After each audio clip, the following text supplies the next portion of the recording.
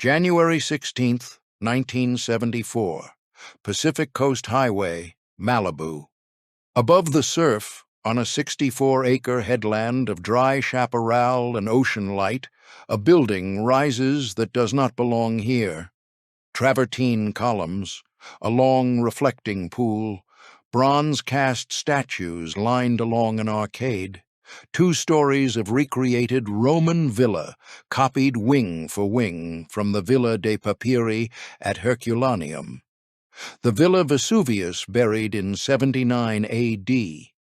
The villa archaeologists rediscovered in 1750. The villa nobody on Earth had ever rebuilt to scale. Until now. The doors open on a Wednesday afternoon. 300 guests file past 2,000 antiquities. Photographers wait outside on the access road for the patron. The patron does not arrive. He is 5,500 miles away, in a 16th-century Tudor estate in the Surrey countryside, where he has not crossed the Atlantic in 15 years. He has 6 months to live. He will never see this building. The patron's name is J. Paul Getty. He is, at this moment, the wealthiest private citizen on the planet. His estimated worth is between $2 and $4 billion. He has commissioned this museum at a cost that has never been publicly disclosed because he refused to publicly disclose it. He has spent 4 years obsessing over the color of its marble, the angle of its light, the precise replica of a colonnade in a buried Roman villa he has visited only in books. And in the same 4 years, his 16-year-old grandson has been ransomed back from an Italian cave by an arrangement the patriarch personally negotiated against the United States tax code. Beautiful. Yes. But behind the marble columns of America's strangest museum lies the cold arithmetic of a family that confused fortune with feeling. Bills before blood. This is the dark story of the Getty family. For viewers who follow these long investigations into American power, place, and the families who shaped them, the like and the subscribe and the comment with the next empire to explore are the small acts that make detailed stories like this one possible. To understand how a man with $2,019,73, roughly $14 billion in today's money, came to negotiate his own grandson's life down to the nearest tax deduction, the trail leads back to Minneapolis in the winter of 1892. Jean-Paul Getty was born on December 15th of that year in a wood-frame house off Hennepin Avenue. His father, George Franklin Getty, was a Methodist lawyer turned insurance man who had grown up dirt poor in Ohio and treated wealth as a moral test administered by an unsmiling God. His mother, Sarah, taught Sunday school and considered laughter at table a small species of vanity. Their faith was Christian Science. Their economy was severe. The household ran on rules. No debts, no display, no comfort that had not been earned twice. Their only surviving child, the son they called Paul, would later remember a childhood that contained not a single embrace from either parent. In 1903, when Paul was 10, his father bought a sliver of land near Bartlesville, in what was then still Indian territory, and struck oil. The lease was called Lot 50. It produced 100 barrels a day at a time when most Oklahoma wells produced 10. By 1906, the Gettys were rich. The family moved to Los Angeles into a house large enough to hold the silence between them. Paul went east to private school, then to Berkeley, then to Oxford. At Oxford he read economics, lived in rooms above a tailor on the high street, and wrote home weekly to a father who answered, when he answered at all, in single-sentence telegrams about prices and shipments. He returned to Oklahoma in the spring of 1916 with a single grub stake from his father, $500, and the use of a drilling rig. In December of that year, he hit oil on the Nancy Taylor No. 1 lease near Stone Bluff. The well came in at 30 barrels an hour, more than 700 a day, against an industry average of fewer than 50. By his 24th birthday, he was a millionaire on his own account, $1,191,600, equivalent to roughly $28 million today. He bought his first Cadillac, a small house in the Hollywood Hills, and a reputation for closing deals other men walked away from. He also bought, very deliberately, the silence of his father. George Getty refused to congratulate him. When Paul traveled north to show his father the canceled checks from his first year of independent operation, George Getty looked at the totals, made one mark in pencil on the top page, and put them in a drawer. In the elder Getty's view, the calculation was the same calculation that had always governed him. You did not love a man for what he produced. You measured him. When George Getty died in 1930, his estate was valued at $15 million, about $270 million in today's terms. He left his only surviving son $500,000 of it. $500,000. The same number Paul had been given as a grubstake 14 years earlier. The remainder went into a trust controlled by Sarah, Paul's mother. The will was a verdict. The verdict was that the son had not, after all, measured up. What this did to the boy is what every chapter of the dynasty that followed would prove. Paul Getty learned to count before he learned to feel. He learned that affection was something measured out in deeds and rationed in words. He learned that the size of a number was the only signal a Getty father would respond to, and he set about, for the next 60 years, generating numbers no father could ignore. His first wife, Jeanette de Mont, lasted 2 years. The next, Aline Ashby, less. Adolphine Helmley gave him his first son, George II, then divorced him over what she described as his coldness, a coldness, she said in her later testimony, that had nothing to do with anger and everything to do with absence. Paul Getty was not cruel. Paul Getty was elsewhere. He was always elsewhere. He was in the figures, in the drilling reports, in the next deal. Anne Rourke gave him 2 more sons, Eugene Paul and Gordon, then left him for the same reason. By his 5th marriage to Louise Lynch, known as Teddy, the pattern was so established that Teddy's friends warned her before the wedding. Paul Getty did not love. Paul Getty acquired.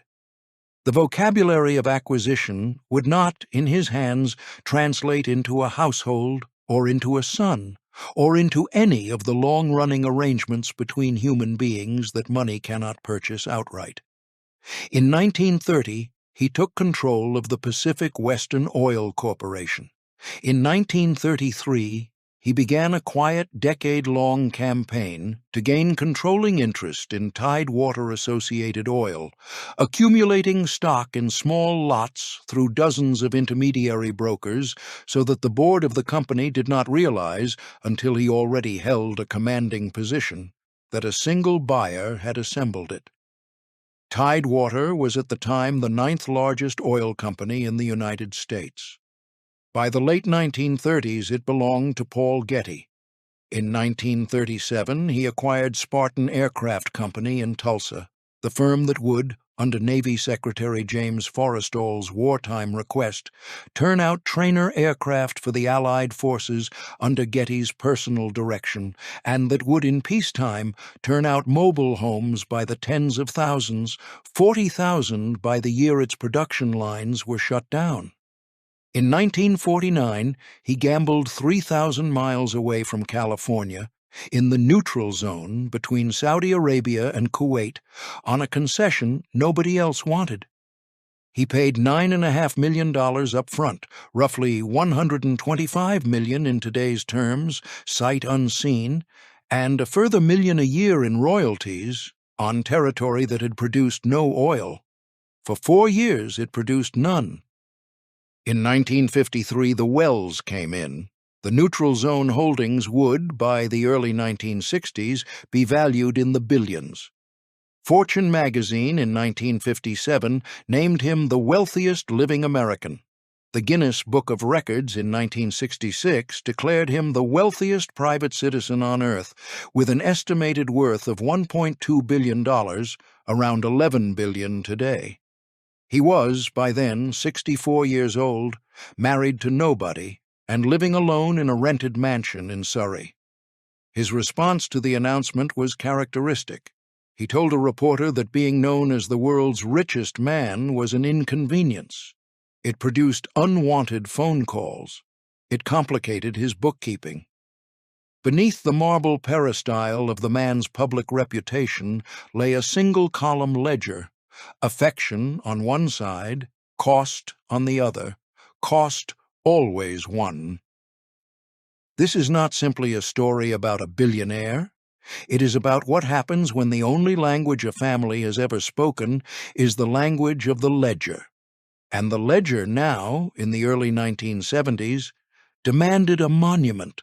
The monument would stand on a coastal headland north of Santa Monica, on land J. Paul Getty had purchased in 1945 for $65,000. The headland faced southwest into the Pacific. It looked nothing like Italy. It looked nothing like any place a Roman senator might have built a pleasure villa. And the patron, who had never been there in his life, decided in the late 1960s that this was where he would erect a one-to-one architectural reconstruction of the Villa dei Papiri at Herculaneum, the country house, by best estimate, of Lucius Calpurnius Piso Caesoninus, father-in-law of Julius Caesar, buried under 20 meters of pyroclastic flow on the morning of August 24, 79 A.D., and never fully excavated since. Nobody in modern architecture had attempted such a thing. The original villa lay under a hardened cap of volcanic rock outside Naples. Only fragmentary plans, drawn from tunnels dug by Bourbon engineers in 1750, survived. To reconstruct it required not an architect, but an archaeologist, and the archaeologist J. Paul Getty hired was a soft-spoken academic at California State University at Dominguez Hills named Norman Neuerberg. Neuerberg was not a celebrity scholar. He was a methodical Californian who had spent years walking the lava fields above Herculaneum with the Bourbon plans in his hand. His role on the project was, in title, historical consultant. In practice, he became the villa's brain. From 1966 until 1987, he produced the drawings, the wall painting research, the bronze statue placement, the species lists for the gardens. The Getty Research Institute today preserves his papers in 24 boxes, invoices, memoranda, draft agreements with Getty Trust officials, the entire paper trail of a single underpaid scholar building a dead Roman senator's house for the world's richest man. Bulk of the material, 1970 through 1975. The years his life belonged to the project. Neuerberg never met J. Paul Getty in person. None of the people who built the villa met J. Paul Getty in person. The patron sent letters. Black and white photographs traveled by registered mail. Getty studied them in his Surrey study and wrote back, in correspondence that runs through Neuerberg's archive boxes for months, dictating the color of the perimeter wall, Pompeian red, against the architect's counsel of an ochre that would have weathered better in the Malibu salt air, the orientation of every bronze, the placement of each fountain figure, the precise pitch of roof tiles ordered from a kiln in Lazio that had supplied the original Bourbon excavators, the species of laurel planted along the inner peristyle, and at one point the orientation of the entire building. "The Pacific is on the wrong side," Getty wrote, with no apparent irony. He meant the sea, which in Herculaneum had lain to the west of the villa, and in Malibu lay to the south. He proposed turning the building. He was talked out of it. The Pompeian red wall faded within a decade and had to be repainted. None of the corrections were conducted in a meeting. None were conducted in a phone call. Letters, photographs, telegrams, and from Surrey, the slow weight of the man whose money paid for everything. The architectural firm of record was Langdon and Wilson, Los Angeles. The principals, Robert E. Langdon, Jr. and Ernest C. Wilson, Jr., were respected commercial architects who had never built a Roman villa in their lives. They learned. The general contractor was Dinwiddie Construction Company of San Francisco. Construction broke ground on December 21, 1970.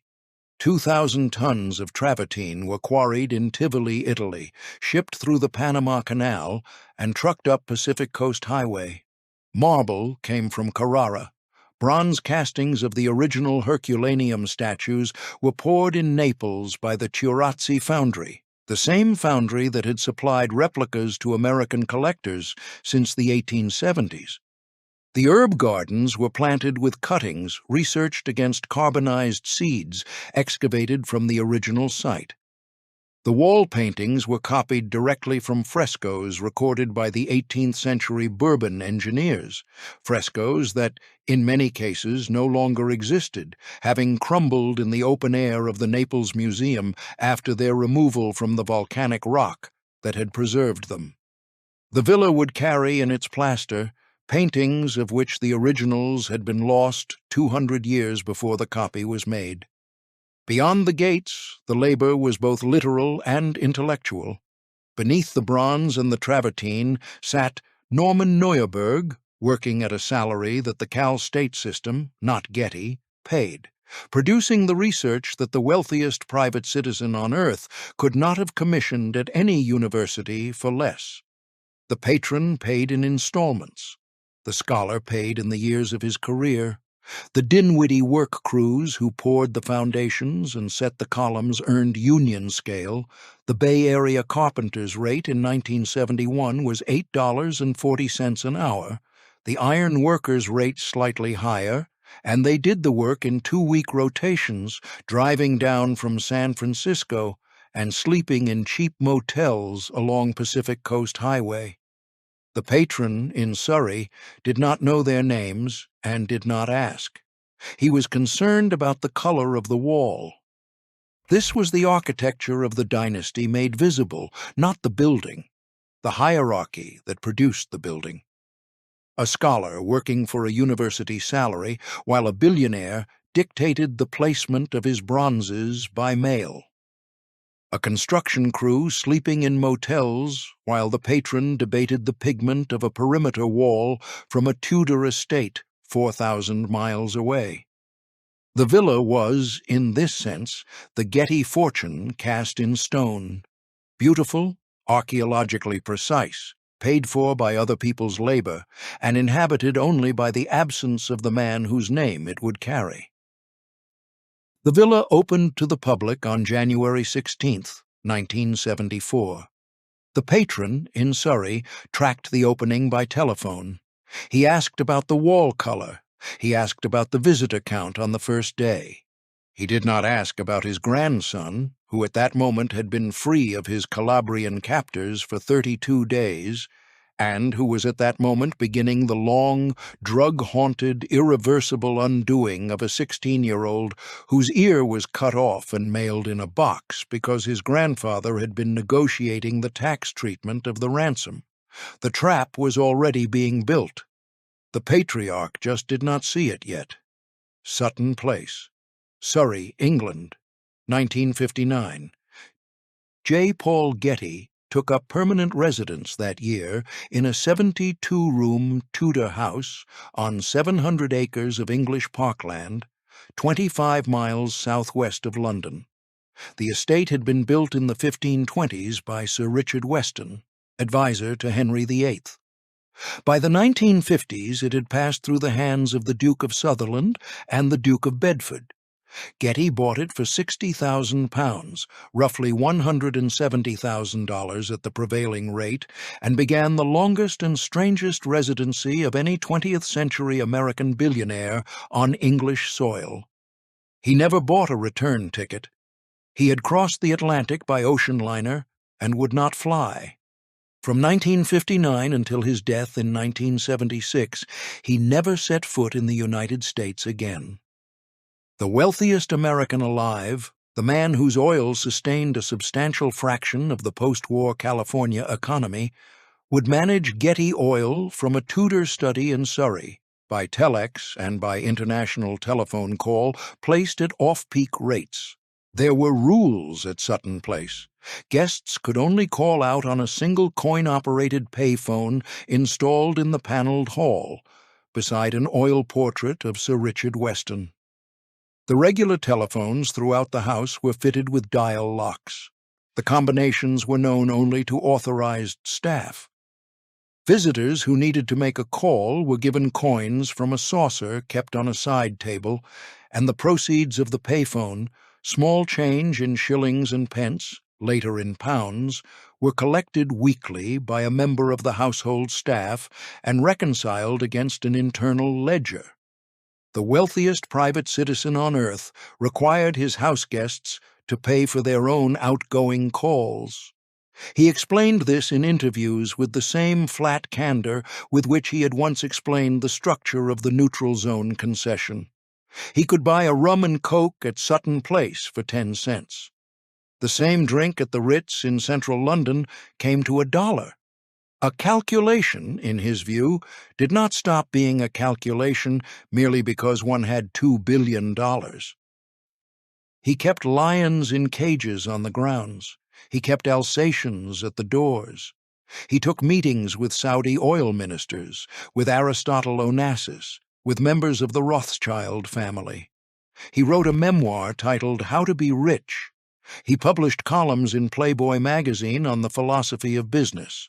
The columns, collected later as a book, advised young men of ambition to marry late, to sleep little, and to regard friendship as a transaction in which one party always overpaid.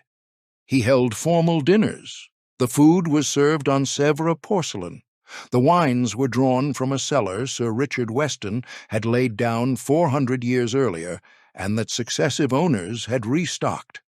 The conversation, by every surviving account, was conducted at the level of a board meeting, measured, precise, allergic to sentiment, quick to a number, slow to a feeling.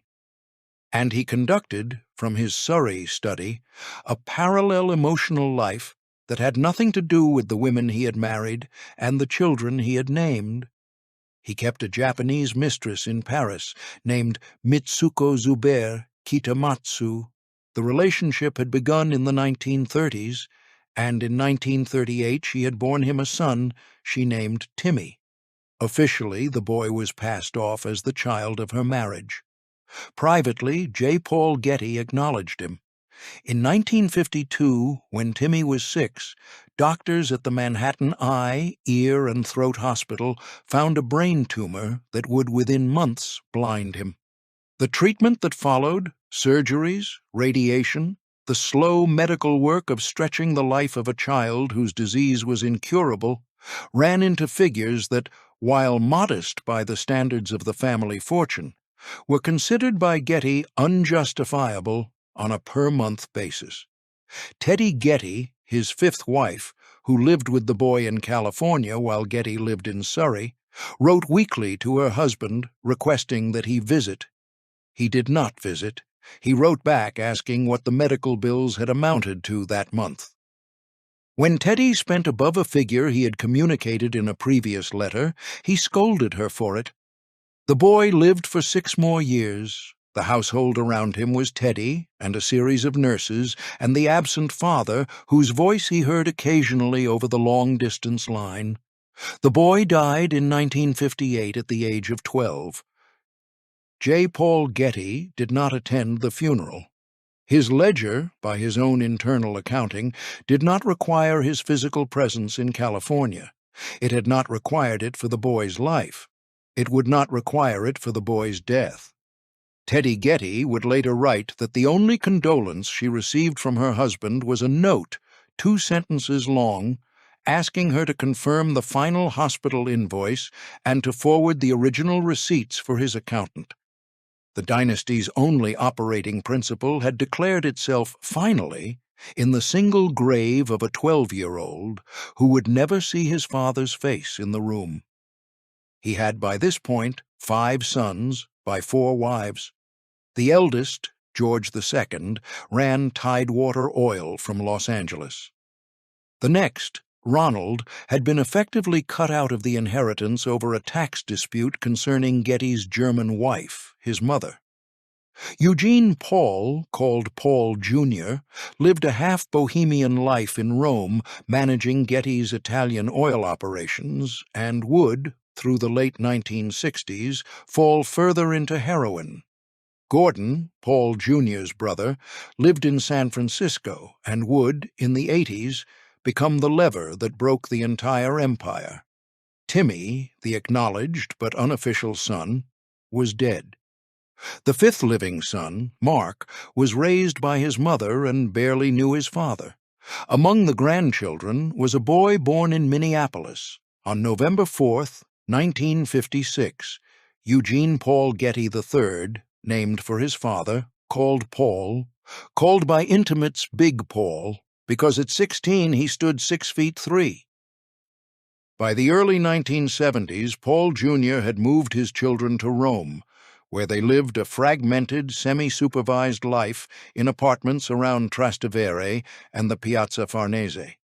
The grandfather in Surrey supported them at a careful distance. He sent letters. He sent occasional photographs. He sent, when he sent it, money in carefully calibrated amounts. Big Paul attended the St. George's English School in Rome, then drifted out of it. He sold paintings on the Spanish Steps. He took small parts in Italian films. He took up with the Italian counterculture. He grew his hair long. He befriended a girl named Martine Zacher, 6 years his senior, who would later become his wife. He told friends, the press would later report this, that he was thinking of staging his own kidnapping to extract money from his grandfather. He said it as a joke. He said it more than once. The Italian press would, after the events of July 1973, return to those quotations again and again, the way one returns to evidence after a verdict. The early Carabinieri theory of the case, in fact, would treat the kidnapping as a hoax for the first 3 weeks, until the kidnapper's professionalism in handling the negotiations made it clear that whatever Paul might have thought about staging an abduction, the men holding him in the Calabrian hills had not signed up for any joke. July 10, 1973, 3 in the morning, Piazza Farnese, Rome. Paul Getty, the third, 16 years old, was walking home alone from a nightclub. A small Fiat pulled up. 3 men got out. A pistol was held to his head. He was bundled into the car and driven south, out of Rome, across the Mezzogiorno, into the mountains of Calabria, into a region of olive groves and abandoned shepherds' huts and limestone caves that had for centuries been the operational territory of the 'Ndrangheta, the Calabrian organized crime family that would, by the 1990s, become the most powerful criminal organization in Europe. He was held in a cave, blindfolded for most of the 5 months of his captivity, chained, fed bread and broth, occasionally walked at night. Italian investigators would later identify 9 men involved in the kidnapping. The 2 prosecutors believed had organized it were Saverio Mammoliti and Girolamo Piramali, both senior figures of the 'Ndrangheta. The Italian Carabinieri considered Mammoliti, in their official assessment, very close to the brain, or rather brains, behind the plot, including Piramali. Of the 9 men eventually arrested, 2 were convicted. The senior figures, including the 2 believed to have organized the operation, were acquitted for lack of evidence. The first ransom demand, telephoned from a Calabrian payphone to a Roman newspaper, was $17 million in cash, about $120 million in today's terms, and less than 1% of the patriarch's estimated fortune. J. Paul Getty refused. He explained his refusal in a sentence that would, more than any other sentence he ever spoke, define him in the public record. "I have 14 other grandchildren," he said. "If I pay 1 penny now, I will have 14 kidnapped grandchildren." An actuarial calculation of future risk applied to the present life of a 16-year-old. The Italian press, who had at first treated the kidnapping as the latest stunt of a wild Getty teenager, began to recalibrate. An unspoken question began to form in the press rooms of Rome, Naples, and Milan. The question was whether the wealthiest private citizen on earth was actually going to permit his own grandson to be killed to preserve a bargaining principle. Front pages in Corriere della Sera and La Stampa carried the story for weeks. Italian state television opened its evening broadcasts on the case. The carabinieri assigned to the investigation worked 16-hour shifts out of a station house in the Calabrian provincial capital of Catanzaro, tracing payphone calls, searching abandoned shepherds' huts in the Aspromonte Massif, and finding nothing.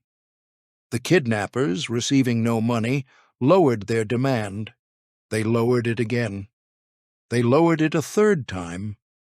From $17 million they descended, in a series of telephoned negotiations conducted with a Roman intermediary, to 12 million, then to 7 million, then to 5 million, then to 3.2 million. Months passed. Letters arrived in Rome from the boy, dictated under duress, begging his family to pay. One letter in particular made the front page of every Italian newspaper. "Dear Mama," it began, "they are going to kill me. Please pay." The grandfather did not pay. Paul Jr., the boy's father, drugged and largely incapacitated by his heroin addiction, could not pay either. He had no liquid funds of his own. His income was paid by his father's trust, and his father's trust was administered by his father.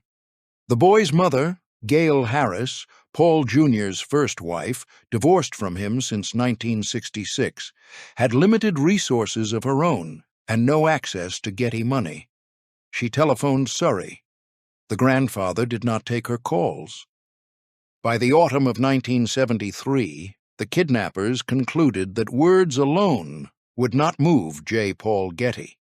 On November 10th, by the best later reconstruction of the Carabinieri investigation, they cut off the boy's right ear with a kitchen knife and a straight razor, sealed the wound with a folded cloth, and walked him at gunpoint back to the cave he had now occupied for 4 months.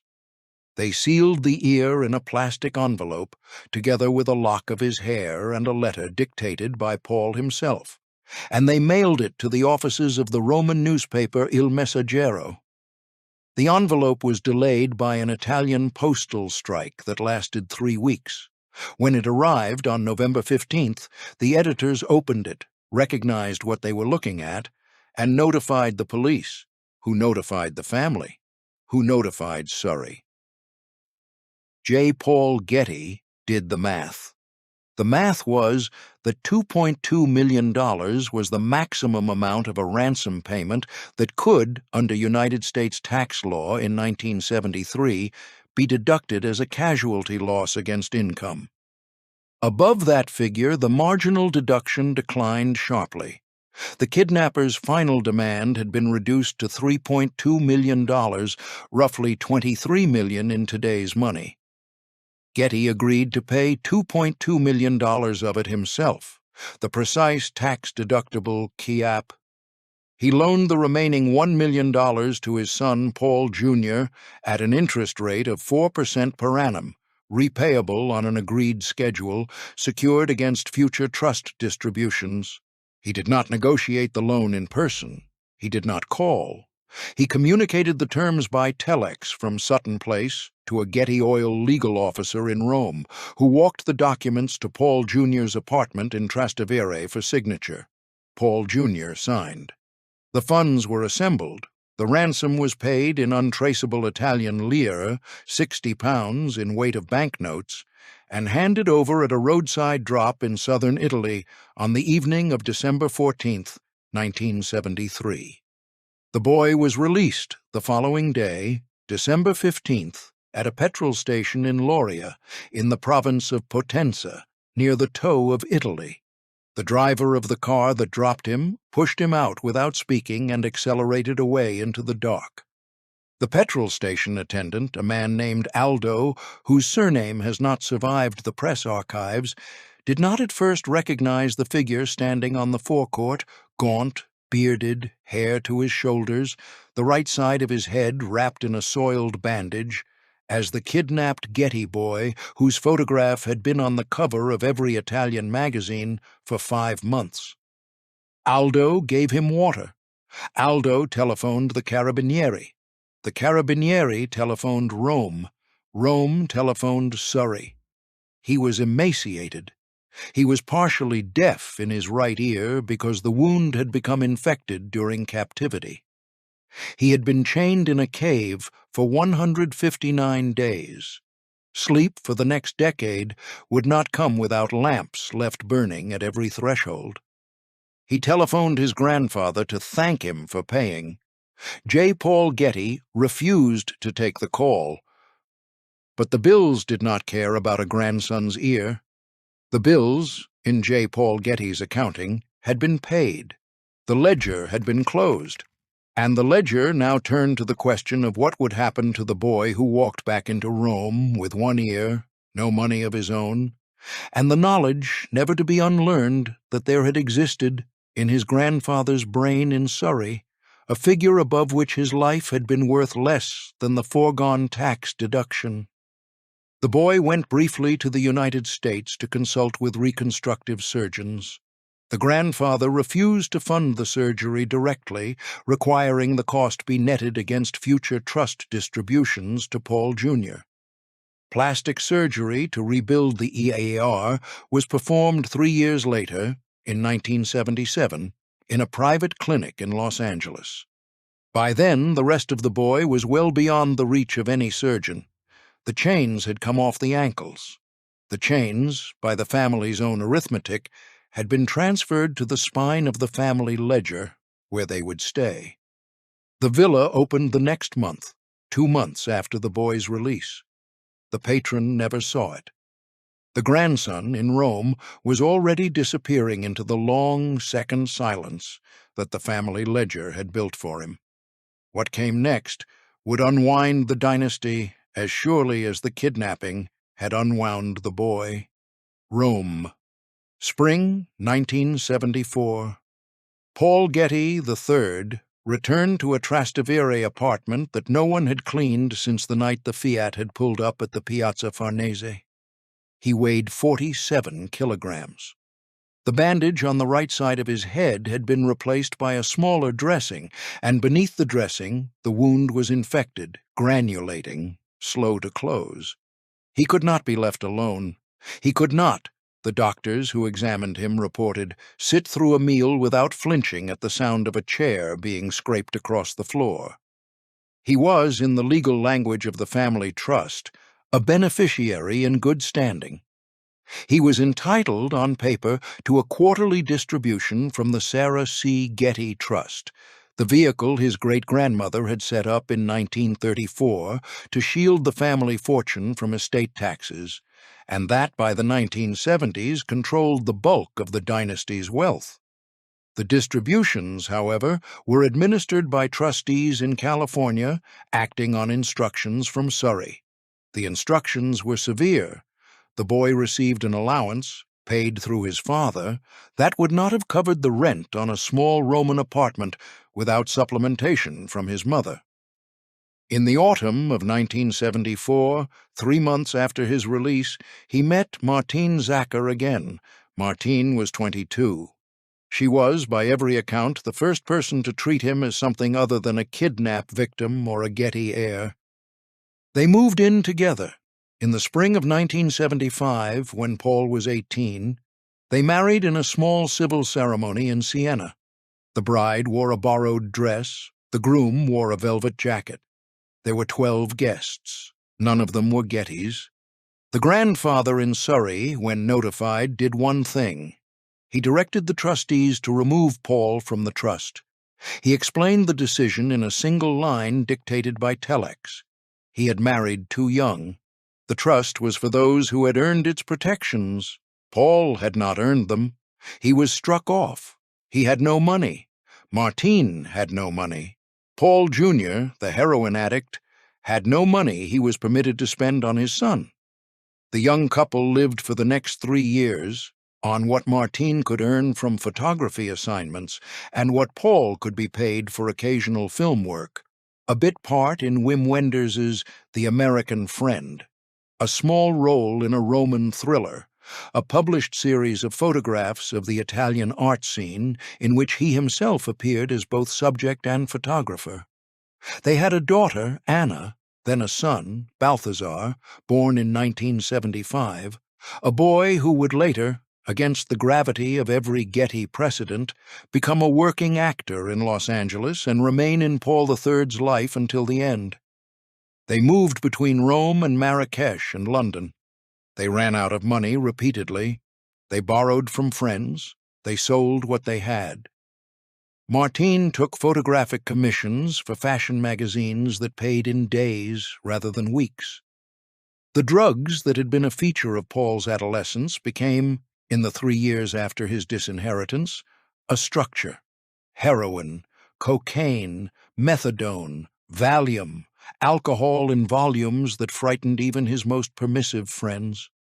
Doctors who treated him in this period would later say, when the press asked, that the patient was demonstrably a survivor of severe sustained trauma, that the chemical regime was not addiction in the conventional sense but self-medication of the original wound, and that the only consistent treatment plan available, separation from the family that had administered the wound, was the one treatment plan he refused because it was the only family he had. J. Paul Getty died at Sutton Place on June 6, 1976. He was 83 years old. He had been bedridden for the previous 9 months, attended by nurses and visited by lawyers and by a small rotation of executives from Getty Oil who flew over from Los Angeles to receive instructions. He was, until the final weeks, lucid. The instructions concerned the disposition of the estate. They concerned, with great precision, the order in which beneficiaries were to be paid, the percentages allocated to each branch of the family, the protections built around each tranche of trust money against the failure of marriages, the failure of investments, and the failure of his sons.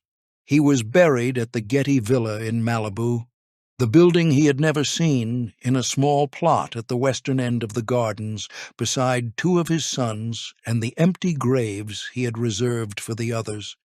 His coffin was flown across the Atlantic for the first and last journey his physical body would take to California in 17 years. 3 of his 5 surviving sons attended the burial. Paul Jr. in London did not. Paul III in Rome did not. His will distributed his personal estate of around $700 million, roughly $4 billion in today's money, among his sons and his Sarah C. Getty Trust beneficiaries with the same calibrated legalistic precision that had governed every transaction of his life. Paul Jr. received a substantial share. Gordon, the San Francisco son, received the largest. The disinherited Paul III received nothing directly from the will, though he remained formally a remainder beneficiary of the broader trust. The bulk of his fortune did not pass to family at all. It passed to the J. Paul Getty Trust, the institution that owned the villa, that would in coming decades build the Getty Center in Brentwood, and that would become the wealthiest art institution on earth. To the trust, J. Paul Getty bequeathed, in dollars of 1976, approximately $1.2 billion. The bequest established the J. Paul Getty Trust as the largest privately endowed cultural institution in the world, a status it has not relinquished. The figure today, after 4 decades of investment returns and oil price appreciations, exceeds $8 billion. The Sarah Getty Trust, by the time of Getty's death, controlled approximately 62% of the voting stock of Getty Oil. By the early 1980s, after a decade of share appreciation and the OPEC-driven oil price increases of the 70s, the trust's holdings were valued at approximately $4 billion. The trust now had a single trustee. That trustee was Gordon Getty. The succession had not been planned. George II, J. Paul's eldest, had run Getty Oil's operations from Los Angeles for 2 decades and had been positioned to inherit the operational leadership of the family's interests. George had died in 1973, the same year as the kidnapping, of an overdose of alcohol and barbiturates in the Bel Air Hotel. The death was ruled accidental. Within the family, it was treated quietly as something else. With George gone and Paul Jr. incapacitated, the trust passed by the deed's mechanical succession provisions to Gordon, who had not asked for it. Gordon was the second of Anne Rourke's sons. He was a composer of light music. He was a tenor. He was an amateur philosopher. He was widely regarded as the least operationally serious of the surviving brothers, and he was, through nothing more than survival and the structure of the trust deed, the man with effective veto power over the future of an oil company that, by 1983, was the largest pure-play American oil major outside the Seven Sisters. Gordon wanted out. He wanted the trust to monetize. He wanted his beneficiaries, including, by then, his nephew Paul III, who lay paralyzed in a London nursing home, to receive cash, not paper. The Getty Oil Board, dominated by professional managers who had spent decades under J. Paul Getty's posthumous discipline, did not want to be sold. Through the autumn of 1983, Gordon and the board fought a slow, semi-public legal war over the direction of the company. On January 1, 1984, Gordon Getty met in New York with John Hugh Liedtke, the chairman of Pennzoil. They agreed in principle that Pennzoil would acquire approximately 3/7 of Getty Oil at a price of $112 a share. On January 4th, the Getty Oil Board, under pressure from Gordon, voted to approve the deal. Champagne was brought out at the Intercontinental Hotel. Press releases were drafted. 2 days later, on January 6, 1984, Texaco, under Chief Executive John K. McKinley, announced that it had acquired Getty Oil for $128 a share. The total price was $10.1 billion, equivalent to roughly $30 billion in today's money. It was the largest corporate acquisition in the history of the United States to that date. Pennzoil's deal, sealed by handshake but not by signed binding contract, evaporated overnight. Gordon Getty signed the Texaco papers in the same New York hotel suite where, 2 days earlier, he had toasted with the chairman of Pennzoil. The cocktail glasses had not been cleared. The same lawyers who had drafted the Pennzoil agreement now drafted the documents that voided it. The Pennzoil chairman, John Hugh Liedtke, learned of the substitution from an Associated Press wire report. The arithmetic was unforgiving. Pennzoil sued Texaco for tortious interference in a binding agreement in a Houston state court on February 8, 1984. Pennzoil asked for $7.53 billion in actual damages and $7.53 billion in punitive damages. The trial began in the summer of 1985. On November 19, 1985, the jury returned a verdict for Pennzoil in the amount of $10.53 billion, the largest civil verdict in the history of the American court system. Texaco appealed. The verdict was upheld. Texaco filed for Chapter 11 bankruptcy protection in April 1987, the largest corporate bankruptcy filing in American history at the time. In December 1987, Pennzoil and Texaco settled for $3 billion in cash. Getty Oil, the company J. Paul Getty had spent 6 decades assembling out of the Pacific Western and the Tidewater and the Spartan and the Neutral Zone holdings, no longer existed. Its assets sat inside Texaco. Texaco itself, weakened by the Pennzoil verdict and the bankruptcy, would be acquired by Chevron in 2001 for $45 billion. The Getty name on a service station sign survives today only by license. The dynasty's operating company is gone. The proceeds of the sale flowed into the Sarah C. Getty Trust. The trust, by 1990, was distributing tens of millions of dollars annually to Getty beneficiaries around the world. Paul Jr., by then living in London, used his share to buy Wormsley Park, a Buckinghamshire estate of 2,700 acres, where he restored the cricket pitch and the library. Gordon used his to fund operatic compositions and a wing of the San Francisco Conservatory of Music. The other heirs spread out across San Francisco, London, New York, Los Angeles, Connecticut, in degrees of public visibility ranging from civic philanthropist to tabloid casualty. Paul III was eventually moved from the London nursing home to his father's estate at Wormsley Park. He had, in 1981, 4 years after his disinheritance and 5 years after his grandfather's death, drank a cocktail of Valium, methadone, and alcohol at a friend's house in London. The combination produced liver failure within hours and a stroke within days. The stroke left him quadriplegic, partially blind, and unable to speak. He was 25 years old. He would live for 30 more years.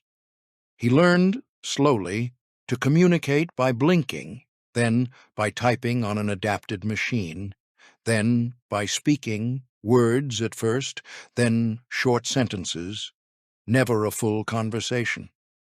He was cared for by Martine, who never left him, by his son Balthazar, who flew in from Los Angeles repeatedly, and by the round-the-clock nursing staff that the Sarah C. Getty Trust restored to him after his grandfather's death and made enormously wealthier by the Texaco settlement, could now afford to retain in shifts of 3.